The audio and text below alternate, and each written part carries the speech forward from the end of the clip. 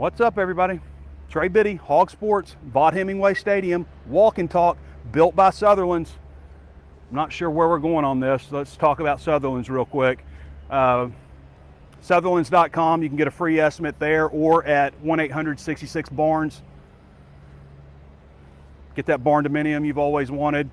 Hunting lodge, garage, barn.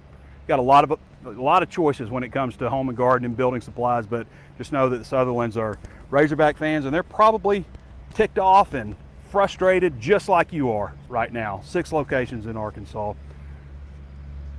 So the most on-brand thing ever. I mean, the defense plays terrible the entire game, and the offense can't be stopped. And at the end of the game, the defense gives you an opportunity to win, and the offense chokes it away with a fumble. I feel terrible for Jalen Brown.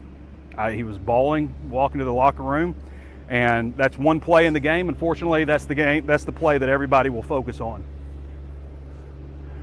But you can't do that in that moment. You can't have a moment like that. I mean, it feels so typical. This is the 17th straight game that I've been to that Arkansas has lost. 17 straight true road games. Going back to 2016, September 10th, 2016, double overtime game against TCU in Fort Worth. I'm not a bad person. I don't think I am. I'm not a curse. Why does this keep happening? I mean, in this one, it's just because, you put up 300 yards plus of passing yards, 200 yards plus of rushing yards. You're not sacked the entire game because the offensive line plays great. I'll say this too, and I'm not saying this like toot my horn. I'm just saying this is how weird this is, because this whole offseason, all I've talked about was how, I think Arkansas will be involved in a lot of high-scoring games with this defense and this offense. And obviously that proved to be true here today. And, I picked them 35-31 to lose this game, even though I felt that sense of hope too, because I felt like Arkansas could win it. I just have been to too many of these damn losses on the road, and I just kept getting pulled back. Don't pick them, Trey. Don't pick them. Everybody's like, Trey, you're wrong. You don't have any heart. You don't have any belief. Would you, if you were me at this point? I mean, I know we're all living it together, but I've been to these games on the road, traveling over and over and over again. I got national media people saying that they would do anything for me to experience, and it's not about me. That's not what I'm saying. But for me to have this idea in my head that I don't know what to expect out of them over and over again, and they keep doing exactly in the first 3 games exactly what I thought they were going to do. And I was 5-0 on my picks this weekend, 12-3 overall. It's weird because I feel like I don't know what to expect, and I keep saying the right thing on it, and I don't know. It's just because I've been around them a lot, I guess. It's just, why does it have to be so typical that that's the way the game ends? There was so much energy and so much belief right there, and it's just psych. And I'll tell you this, so I was walking, I had to go back and rewatch Arkansas's last defensive drive, and I got down here field level on Arkansas's last offensive drive. I'm watching, I think, Omega Blake catch that pass down here in this end zone, and they're coming, they're this way, so I don't have a lot of depth. And I hear, all these people yelling right here. I'm like, oh, they stopped him or something, or there's a fumble or something. No, this was Hog fans all right there. That was all Razorback fans. I didn't know. I thought Arkansas fans were just in this section over here until I got here, and there's just a ton of Razorback fans. Came here, showed up for it. I mean, guys, this was where this stadium has come in the last decade plus. I mean, I remember not long ago, right over here, I could see the Razorback fans through the bleachers because they were just bleachers. There was no steps or anything. You could see them under there stretching and stuff. This environment was really, it was everything that I hoped it would be. And when I got down here in the 4th quarter, and the Ole Miss fans and the Arkansas fans, and they're doing hotty toddy and they're woo pig over here, I mean, it was freaking incredible. It really was. Lane Kiffin does what he wants to do. And you know what? I'm not hating on him. Like, he should. Like, he doesn't give a damn what anybody thinks or tells him to do. It's probably one reason, you know, what, 3 out of the last 4 years they've won 10 games plus. May do it again this year. I have a 12:10 time slot every week on Wednesday for the SEC Coaches Teleconference. I'll just show up at the end, just go through everything. Don't worry about anybody else's time. I'll just show up at the end. Well, I'm supposed to put something on the injury report about my quarterback. We're good. I'll trot him out there. Like, dude couldn't even freaking walk and runs for 7 yards on you down here, and then throws a touchdown pass and can't even stand up. And you get this opportunity, and I'll tell you this, guys. Like, I saw a guy that's mobile and electric, and I was thinking, man, this guy pretty shifty looking in that Kentucky game. And then Simmons goes down, who I just wasn't that impressed with, and I'm just thinking, crap. I could see it, and I made this point too on the Ole Miss message board when I was doing a little Q&A deal over there. I made this point. I was like, you know, I'm not convinced that Trinidad Chambliss isn't going to be a pretty good player. And if you don't believe me, you know, ask Georgia about Stetson Bennett. Get an opportunity to go in. Somebody else isn't effective. Somebody gets injured or something. Ask Florida about Kyle Trask. Sometimes, especially at quarterback, you don't hit those guys live in practice, and you don't know what you have sitting on the bench until he gets an opportunity in a game when it's live bullets. And that kid played great. Now, is he going to be great, or is it just Arkansas is terrible on defense again? And they're bringing guys. They're blitzing. The whole first half, they're blitzing. They're bringing more guys than they can freaking block, and they can't get to them. Like, we'll sit here and complain about the damn secondary playing awful, taking terrible angles, loafing. I mean, they'll go back and watch that stuff, because I was watching on TV up in the press box up here. I was watching on TV, and it was like perfect in between plays. I would watch the play, and then I'd watch it on replay. And like 62-yard run down here early in the game, you know, you got a defensive back that's just, somebody else will get it. They got it. Oh, you can't be doing it. You got to have people flying over a pile. You got people getting juked. And I know Ole Miss is good on offense, and I know they practice. And I know it was only 475 yards, but it felt like 800 yards of offense. And they're just heaving it over and over again. You can't stop them over and over again. And a lot of times you're bringing a heavy blitz, and they're not getting there, and then the secondary just, you know, not making a play. And then the irony that they give you what you need at the end of the game. And the offense scored, of course. And then, like, you know, there's other stuff like some clock management stuff that drive me a little crazy. Like, you know, before the end of the second half, why are you snapping the ball with 18 seconds left on the clock? You know, give them just enough time, because we want to give them just enough time to get in the field goal range. You know, even down here, when it's, 2:40 left on the clock and you got a 40-second play clock, why don't you just take it down to the 2-minute warning? You just want to give them enough time in case you do score, that they have enough time to go down there, because nobody's stopping them. That's nitpicky stuff, but God dang it, man, it's just like this kind of stuff happens all the time. Ole Miss played a really good game plan. They got some weapons. I thought Arkansas's offense was fantastic until that moment right there. I mean, they weren't perfect. We can't expect perfection. Don't get me wrong there.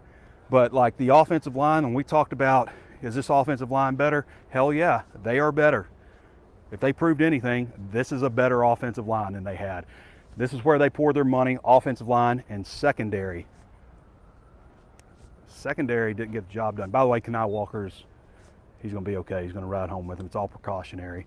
You know, that's what you hope when you see that. You're like, you know, this is what they would do if they're just the slightest bit concerned about it. And so that's good.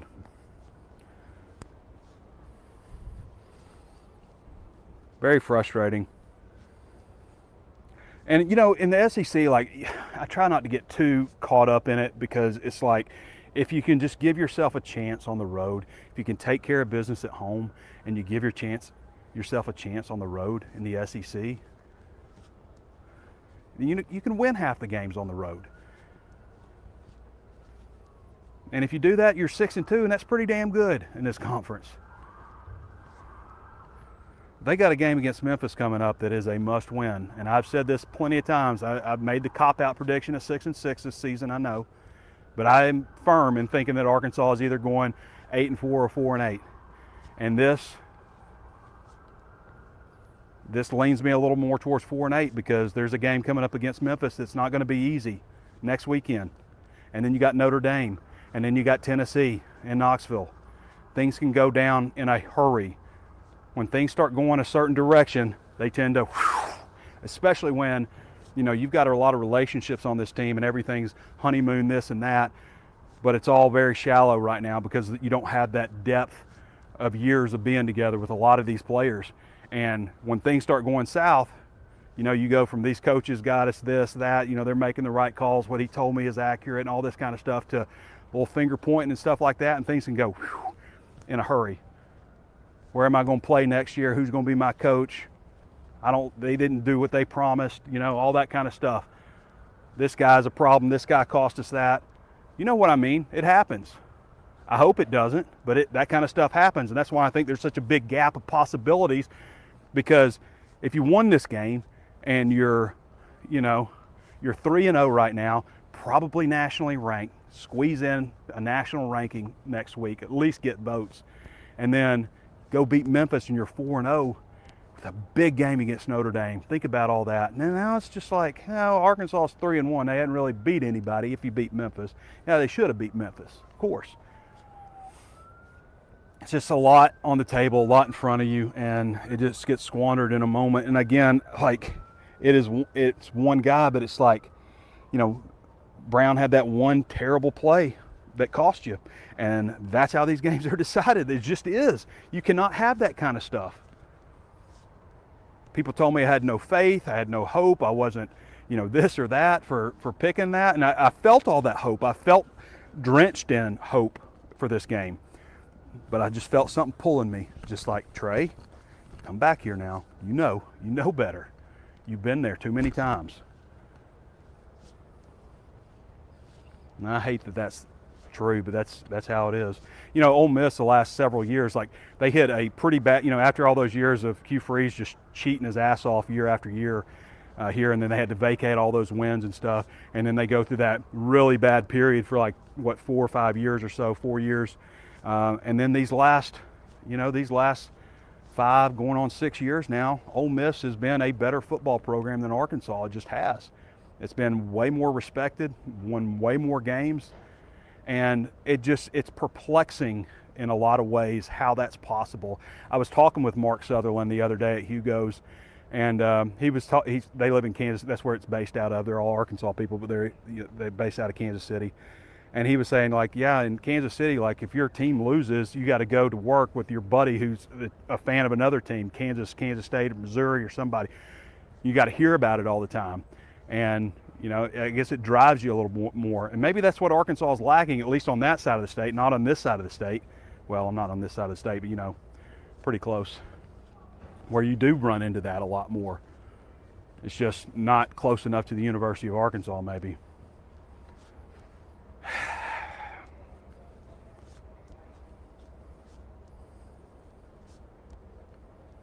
I don't know what else.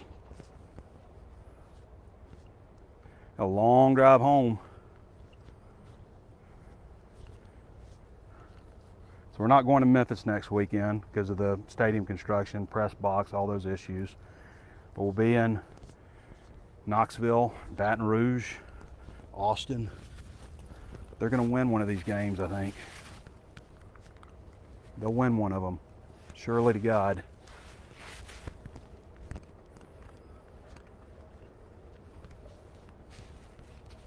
It's been a weird week altogether. It's been a weird week.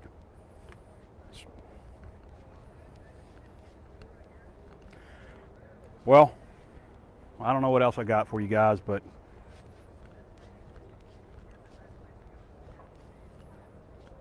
they put themselves in position to win and didn't get it done. Defense played terrible until you needed them at the end, and they were there.